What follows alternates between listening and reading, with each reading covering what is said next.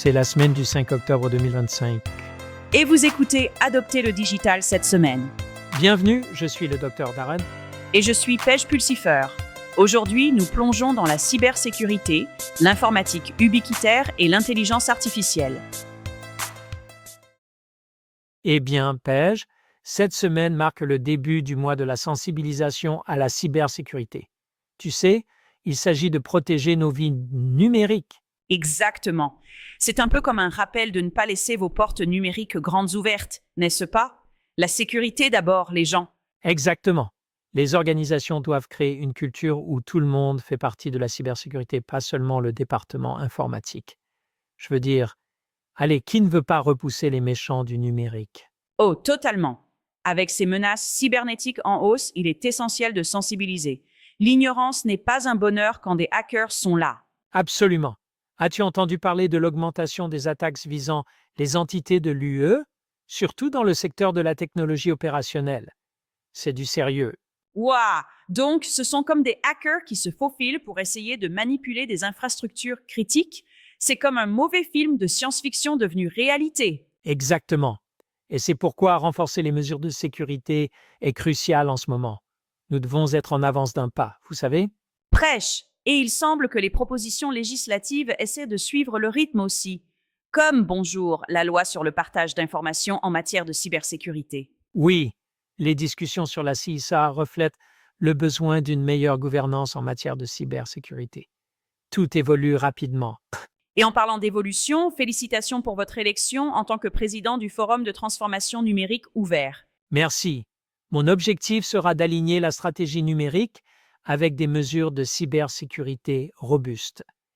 Il est essentiel pour les organisations de se tenir au courant de ces changements réglementaires. Et cela aide à la résilience, n'est-ce pas? C'est comme construire une forteresse numérique. Exactement. Alors, restons vigilants et encourageons tout le monde à rester informé et engagé avant qu'il ne soit trop tard. Les compétences en cybersécurité sont indispensables. À tous nos auditeurs, aidons-nous à rester en sécurité dans cette jungle numérique. Alors, Paige, as-tu entendu parler de Corning? Ils améliorent vraiment leur jeu dans les solutions de centres de données en intelligence artificielle. Oh, complètement. Je veux dire, l'optique avancée, ça a l'air sophistiqué. Mais sérieusement, c'est fou à quel point le traitement des données doit s'intensifier. C'est comme essayer de trouver une place de parking dans un centre commercial bondé pendant les vacances. Exactement. Et ils ne le font pas juste pour le plaisir. La demande pour une infrastructure technologique efficace explose. Les entreprises ne peuvent vraiment plus rester sur leur laurier. Et avec la hausse des prix de l'électricité, je veux dire, waouh! D'ici 2025, des coûts opérationnels élevés pourraient vraiment freiner toute cette expansion. C'est vrai. Les analystes disent que l'efficacité des opérations va être un acteur clé ici. Tout comme une réunion de famille bien organisée? Oh, vous voulez dire où nous devons inventer un plan de table? Parce que Dieu nous en préserve que l'oncle Bob et la cousine Jenny soient assis côte à côte. Mais revenons au sujet. Les entreprises doivent innover ou s'adapter. D'accord. Et dans un tournant d'innovation, la Chine lance un centre de données sous-marin commercial? Peux-tu le croire? Pas question. C'est comme un repère secret pour les génies de la tech. Mais attends, une réduction de 90% de la consommation d'énergie, c'est vraiment révolutionnaire. Parlez de placer la barre haut. Absolument. Tout tourne autour des pratiques durables de nos jours. Alors que nous naviguons vers l'avenir de la transformation numérique, de tels progrès pourraient complètement changer la donne. Et soyons honnêtes, qui ne veut pas avoir l'impression de sauver la planète tout en analysant des données? Cela ressemble à un acte de super-héros. Oui, super économiseur de données. Nous devrions définitivement commencer une série de bandes dessinées à ce sujet. Seulement si je peux porter une cape? Alors que la semaine de sensibilisation à la cybersécurité se déroule, les discussions autour de l'IA s'intensifient vraiment. Je sais, n'est-ce pas? Je veux dire, c'est comme si tout le monde se souvenait soudain que l'IA est une grande affaire. Exactement. Les entreprises sont désireuses d'exploiter le potentiel transformateur de l'IA, mais elles sont également prudentes quant aux risques. C'est une épée à double tranchant. La confiance et la responsabilité sont désormais au premier plan. Avez-vous mentionné le Forum de la transformation numérique ouverte? J'ai fait. Mon nouveau rôle de président met vraiment en évidence la nécessité pour les organisations de renforcer leur stratégie de sécurité. C'est comme si nous avions besoin d'une cape de super-héros pour la cybersécurité. Où est ce costume quand on en a besoin? Si seulement, mais sérieusement, protéger nos actifs numériques est essentiel, surtout alors que l'IA devient plus intégrée. En parlant d'intégration, le secteur de la santé ressent aussi la pression. Vous savez, l'augmentation de l'épuisement professionnel chez les travailleurs de la santé doit être prise en compte. D'accord. Et c'est là que l'IA entre en jeu, comme le système de santé du nord-est de la Géorgie, utilisant la technologie pour améliorer le bien-être et l'efficacité. J'adore ça. Ce n'est pas seulement une question de soins aux patients, mais aussi de soutien à la main-d'œuvre. Absolument. C'est un gagnant-gagnant. L'IA peut redéfinir les soins de santé, aidant chacun à prospérer, même lorsque les temps deviennent difficiles. Mais attends, as-tu entendu parler de ce collier d'amitié alimenté par l'IA? Oh oui, cela suscite tout un débat. Certains disent que cela banalise les relations humaines.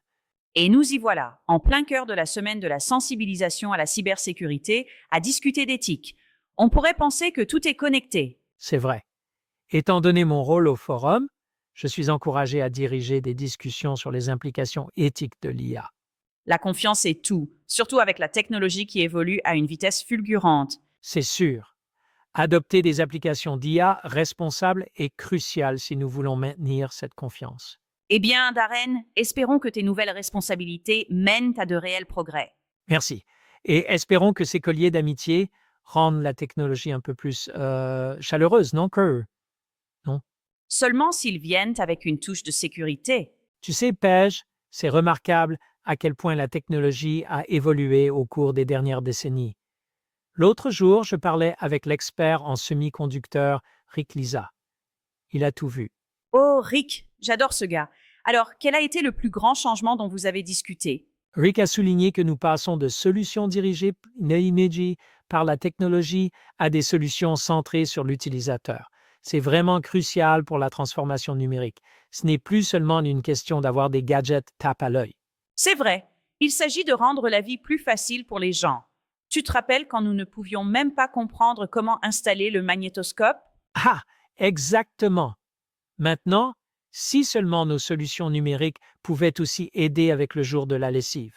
Mais sérieusement, les organisations doivent se concentrer sur la manière de réellement tirer parti de la technologie pour améliorer la prestation de services.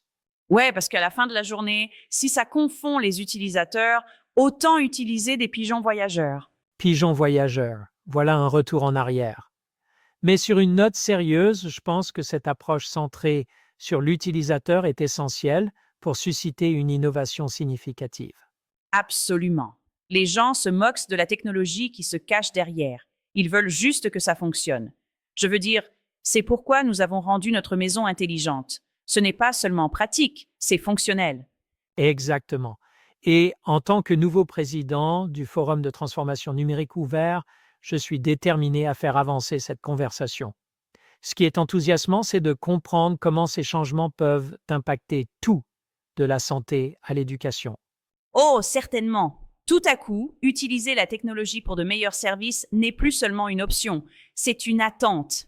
Un peu comme nous nous attendons à ce que les petits-enfants viennent avec des collations. En parlant d'attente, si vous voulez rester en avance sur la courbe, rejoignez-nous pour notre discussion avec Rick.